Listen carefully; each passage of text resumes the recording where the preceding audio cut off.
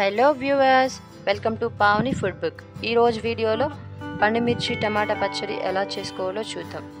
కావాల్సిన పదార్థాలు: చింతపండు, పండుమిరపకాయలు, ఉప్పు, చిన్నులపాయ, జీలకర్ర, 3 పెద్ద టమాటాలు. స్టవ్ ఆన్ చేసుకొని కడాయి పెట్టి ఆయిల్ వేసి ఆయిల్ హీట్ అవ్వగానే పండు మిరపకాయలు వేసి దోరగా వేయించుకోవాలి. కారం తక్కువ తినేవాళ్ళు 4 టమాటాలు యాడ్ చేసుకుంటే స్పైసీనెస్ తగ్గుతుంది. వేయించుకున్న పండు మిరపకాయలను తీసి ఒక ప్లేట్లో వేసుకోవాలి. ముక్కలుగా కట్ చేసుకున్న టమాటోలు వేసుకోవాలి. అవి దోరగా వేయించుకోవాలి.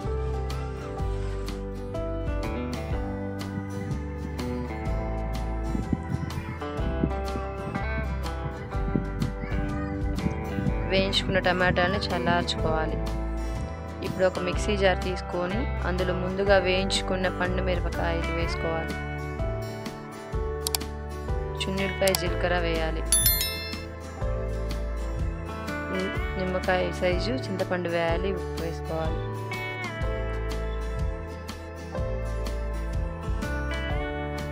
మిక్సీలో వేసుకున్న మిశ్రమాన్ని మిక్సీ పట్టుకుందాం. ఈ విధంగా బరకగా మిక్సీ పట్టుకోవాలి.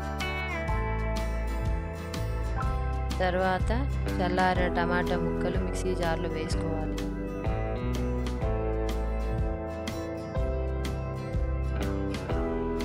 మరొకసారి మిక్సీ పట్టుకుందాం.